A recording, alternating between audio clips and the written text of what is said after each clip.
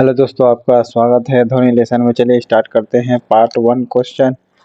वायु में ध्वनि चलती है कैसे? वायु में जब भी ध्वनि चलेगी अनुदैर्घ्य तरंगों की तरह चलेगी। ओके, वायु में ध्वनि कैसे चलती है? अनुदैर्घ्य तरंगों की तरह चलती है। ओके,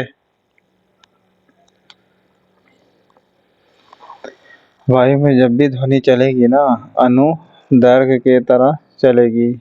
ओके, याद रखना है, वायु में चलेगी अनुदैर्घ्य की तरह। कैसे? क्योंकि देखिए इसको ट्रिक से याद कर सकते हैं। वायु में अनु क्या करती है? चलती है तो पूरा धूल उड़ाती चलती है। धूल से दैर्घ्य याद रखना, धूल से दैर्घ्य याद रखना। ठीक है, तो कौन उड़ाती है? अनु। ठीक है, वायु में ध्वनि चलती कैसे है? तो अनुदैर्घ्य तरीके से चलती है। ओके, किसी बिंदु पर ध्वनि की प्रबलता किस पर निर्भर नहीं करती है? फ्रीक्वेंसी पर नहीं करेगी। प्रबलता जो होती है किस पर निर्भर नहीं करेगी? तो फ्रीक्वेंसी पर।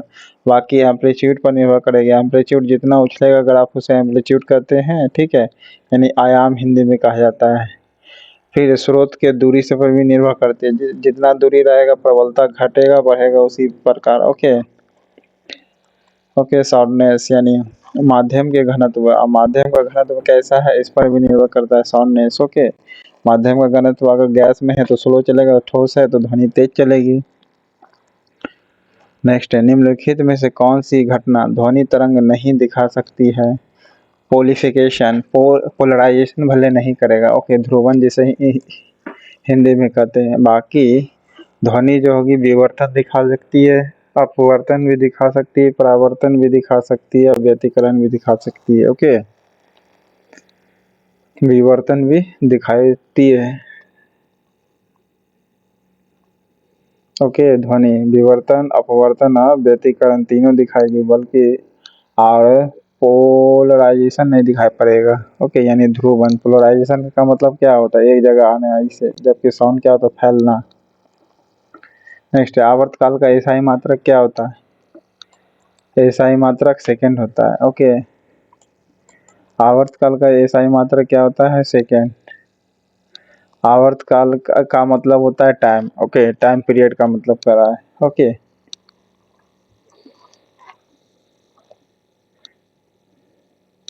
नेक्स्ट है, आंतरिक कर्ण यानी अंदर का कान में स्थित डैश के द्वारा परिवर्तनों को विद्युत संकेतों में बदल दिया जाता है। कर्णावर्त का। ओके, कर्णावर्त के द्वारा ही परिवर्तनों को विद्युत संकेत में बदल देता है। आंतरिक होता है जबकि कर्णावर्त। नेक्स्ट है, कान का कौन सा भाग परिवेश से ध्वनि को एकत्रित करता है? कर्ण पल्लव जो होता है, पल पल ये पुल पुल करता है ना, कर्ण पल्लव ये ध्वनि को एकत्र करेगा। जो बाहरी वाला हिस्सा देख रहे हैं ना, कैसे नचाने पर मुड़ देता है। ओके, मुड़ा जाता है, वो कर्ण पल्लव कहलाता है। ये ध्वनि को एकत्रित करेगा। ओके, नेक्स्ट है, अनुप्रस्थ तरंग डैश और डैश के रूप में संचालित होता है। अनुप्रस्थ शीर्ष और गर्त के रूप में चलेगा। ओके, अनुप्रस्थ जब भी चलेगा शीर्ष और गर्त के रूप में चलेगा, इससे चलेगा। ओके, शीर्ष और गर्त। ओके, अनुप्रस्थ तरंग का ये खासियत है। नेक्स्ट है, अनुदैर्घ्य तरंग डैश और डैश के रूप में संचालित होता है। कैसे? संपीड़न और विरलन। संपीड़न भी होगा, विरलन भी होगा।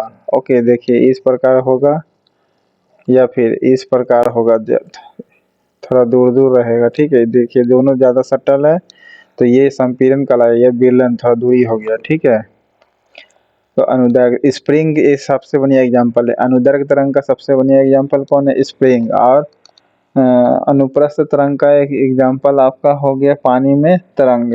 ठीक है, नेक्स्ट है, किसी एकांक क्षेत्रफल से 1 सेकेंड में गुजरने वाली ध्वनि को डैश कहते हैं। क्या कहते हैं? तीव्रता कहते हैं। क्या कहते हैं? तीव्रता कहेंगे। किसी एकांक क्षेत्रफल से 1 सेकेंड में गुजरने वाली ध्वनि को क्या कहते हैं? तीव्रता कहते हैं। ओके, नेक्स्ट है, कर्णपटह कंपनी को कहाँ तक भेजा जाता है? आंतर कर्ण तक भेजा जाता है। ओके, कर्ण पटल जो है कंपनी को कहाँ तक भेजा जाता है? अंतरकर्ण तक। नेक्स्ट है, किसी हॉल का अनुरमण काल कितना सेकंड से अधिक है तो वक्ता का भाषण स्पष्ट रूप से सुनाई नहीं देगा। ओके, 0.8 सेकेंड है तब वह अनुरमण काल का समय तब नहीं सुनाई पड़ेगा। ओके, वक्ता का भाषण स्पष्ट रूप से सुनाई नहीं देगा। ओके, 0.8 सेकेंड से कम है आपका अनुरमण काल का यानी लौटने का, तो वक्ता का स्पष्ट भाषण नहीं सुनाई पड़ेगा क्योंकि ये रिटर्न होगा ना टकरा करके। नेक्स्ट है, चूहे डैश उत्पन्न करके कुछ खेल खेलते हैं। प्रसर्व तरंग करता है। ओके, कौन सा तरंग? पराशरव तरंग उत्पन्न करके चूहा खेल खेलता है। या पूछेगा कौन सा तरंग कौन सा साउंड निकलता है, तो बोलिए पराशरव साउंड। नेक्स्ट है, माध्यम का कण 1 सेकंड में जितना बार कंपन करता है उसे क्या कहते हैं? आवृत्ति कहते हैं। 1 सेकंड में जितना बार कंपन करे, ओके, उसे क्या कहते हैं? फ्रीक्वेंसी कहेंगे। 1 सेकंड में जितना बार कंपन करेगा कौन? तो माध्यम का कण करेगा। ओके, 1 सेकंड में जितना बार भी कंपन कर जाए फ्रीक्वेंसी कहलाएगी। नेक्स्ट है, डैश में भिन्नत के कारण ही हम अपने परिचितों की आवाज़ को पहचान पाते हैं, यानी पिच के कारण। ओके, किसके भिन्नता के कारण ही हम अपने परिचितों की आवाज़ को पहचान पाते हैं? गुणता के कारण। ओके, तो ये गुणता यानी क्वालिटी के कारण आती है। ओके, अगर गुणता नहीं रहता तो तारतम्य मारते हैं, पिच। नेक्स्ट है, दो लगातार शीर्ष और गर्त। दो लगातार शीर्ष है और गर्त है, इसके बीच की दूरी को क्या कहते हैं? तरंग दैर्ध्य कहते हैं। ओके, तरंग दैर्ध्य कहेंगे दो लगातार शीर्ष और गर्त को। ओके, ये इतना कहिए या इतना कहिए, वेवलेंथ हो गया। ओके, तरंग दैर्ध्य हो गया। ओके, तरंग की चाल यानी v बराबर क्या होता है? f into wavelength. Okay, f into wavelength यानी फ्रीक्वेंसी इंटू वेवलेंथ है। तरंग का चाल बराबर, तरंग का चाल नापिएगा कैसे? तरंग दैर्ध्य इंटू आवृत्ति यानी आवृत्ति इंटू तरंग दैर्ध्य कहेंगे। ओके, आवृत्ति इंटू तरंग दैर्ध्य। नेक्स्ट है, ध्वनि का वह लक्षण जिसके कारण ध्वनि को मोटा या पतला किया जाता है उसे कहते क्या है? तारत्व कहते हैं। ओके, क्या कहते हैं? तारत्व कहते हैं। ध्वनि का वह लक्षण जिसके कारण ध्वनि को मोटा या पतला किया जाता है उसे कहते क्या है? तारत्व कहते हैं। ओके, डैश को कम करने के लिए सभा भवन की छतों एवं दीवारों पर ध्वनि की अवशोषक पदार्थ जैसे संपीड़ित फाइबर बोर्ड, खुरदरे प्लास्टर या पर्दे लगे होते हैं। क्यों? शोषण के लिए, सोखने के लिए। ठीक है, सभा भवन की छतों पर या दीवारों पर ध्वनि की अवशोषक पदार्थ लगे होते हैं। जी हाँ, ताकि फाइबर बोर्ड, खुरदरे प्लास्टर या पर्दे लगे होते हैं। जी हाँ, बिल्कुल। ऐसा क्यों किया जाता है? अनुरमन को रोकने के लिए। ठीक है, आवाज़ ताकि गौर से सुनाई पड़े। अगर 0.8 सेकंड से कम समय हुआ तो नहीं सुनाई पड़ेगा, आवाज़ गूंजेगा ना। नेक्स्ट है, निम्न में से माध्यम के कौन से स्थान पर दाब और डेंसिटी अधिक होगा? संपीड़न पर। ऐसे भी डेंसिटी ज़्यादा होगा जहाँ संपीड़न होगा। संपीड़न का मतलब होता है सट जाना। ठीक है, तो डेंसिटी वहाँ पर ज़्यादा होगा तो प्रेशर भी ज़्यादा होगा।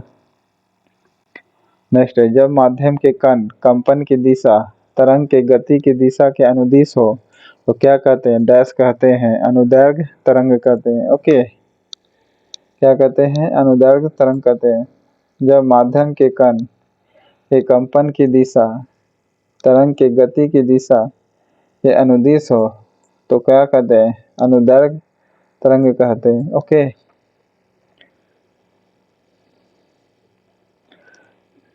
माध्यम के कण कंपन की दिशा तरंग के गति की दिशा के अनुदिश हो तब अनुदैर्घ्य तरंग कहते हैं। नेक्स्ट है, जल में ध्वनि की चाल कितना मीटर प्रति सेकंड है? 1483। ओके, जल में ध्वनि की चाल 1483। नेक्स्ट है श्रव्य ध्वनि तरंगे मनुष्य किसके बीच की आवृत्ति वाली ध्वनि को सुन सकता है? तो 20 हर्ट्ज से लेकर के 20,000 हर्ट्ज तक सुन सकता है। ओके, श्रव्य ध्वनि जो तरंगे हैं किससे के बीच आवृत्ति वाली ध्वनि को सुन सकता है? 20 हर्ट्ज से लेकर 20,000 हर्ट्ज तक सुन सकता है। ओके, नेक्स्ट है चमगादड़ गहन अंधकार में अपने भोजन को खोजने के लिए उड़ते समय कौन सी तरंगे उत्सर्जित करती है? तो परासर्व ध्वनि करती है। ओके, चमगादड़ गहन अंधकार में अपने भोजन को खोजने के लिए उड़ते समय कौन सी तरंगे उत्सर्जित करता है? तो पराध्वनि उत्पन्न करती है। ओके, पराध्वनि, ताकि टकरा करके वापस आए। कुछ जंतु भूकंप से पहले परेशान हो जाते हैं, क्यों? क्योंकि भूकंप मुख्य प्रघाती तरंग है। जी हाँ, जिससे डैश ध्वनि उत्पन्न करता है। कौन सा ध्वनि उत्पन्न करेगा? अवश्रव्य तरंग उत्पन्न करेगा। ठीक है, अवश्रव्य तरंग उत्पन्न करता है जिससे कि कुछ ही जंतु सुन लेता है, ना कि परासर्व। नेक्स्ट, निम्न में से माध्यम में से कौन से स्थान पर दाब और डेंसिटी कम होगा? तो बेलन में होगा। अधिक होगा संपीड़न में। संपीड़न का मतलब सटना। अनुप्रस्थ तरंग में माध्यम के कणों को कंपन कैसे होता है? तरंग की दिशा के लंबवत होगी। ओके, अनुप्रस्थ दिशा जो तरंग की दिशा के लंबवत होगी, इस प्रकार होगा अनुप्रस्थ। अनुदैर्ध्य जो होगा स्प्रिंग होगा। नेक्स्ट है किसी उत्सर्जित ध्वनि की आवृत्ति में मस्तिष्क जिस प्रकार अनुभव करता है डैश कहते हैं। क्या कहते हैं? डैश कहते हैं, यानी तारत्व कहते हैं। ओके, किसी उत्सर्जित ध्वनि की आवृत्ति को मस्तिष्क जिस प्रकार अनुभव करता है डैश कहते हैं। क्या कहते हैं? डैश, यानी तारत्व कहते हैं। नेक्स्ट है निम्न में से कौन विद्युत चुम्बकीय तरंग के संबंध में गलत है? यह निर्वात में संचारित नहीं होती है। ओके, जी हाँ, निर्वात में संचारित नहीं होगी, यह गलत है। जबकि विद्युत चुम्बकीय मैग्नेटिक फील्ड के बारे में बात कर रहा है, ये तो प्रवाहित हो सकती है निर्वात में। ओके, बाकी निर्वात में साउंड नहीं प्रभावित होगा। कौन अनुदैर्घ्य तरंग का एग्जाम्पल नहीं है? तनुई रस्सी में अनुदैर्घ्य उत्पन्न नहीं होगा। ओके, अनुदैर्घ्य नहीं होगा। बाकी भूकंप तरंग जो है ये अनुदैर्घ्य तरंगे होगी। स्प्रिंग तुला बताए थे तो अनुदैर्घ्य होगा, या ध्वनि तरंग ये भी हो सकती है स्प्रिंग की तरह। ओके, नेक्स्ट है वास्तव में तरंगों द्वारा एक स्थान से दूसरे स्थान तक किसका स्थानांतरण नहीं होता है? माध्यम के कण का नहीं होगा। ओके, बल्कि स्थानांतरण किसका होता है? ऊर्जा का होगा, विक्षोभ का होगा। ओके, क्या होगा? ऊर्जा और विक्षोभ का होगा। एक स्थान से दूसरे स्थान तक स्थानांतरण। तो इस प्रकार पार्ट 1 आपका क्वेश्चन था दोस्तों। चैनल पसंद आए तो लाइक करिएगा, सब्सक्राइब करिएगा। Thank you.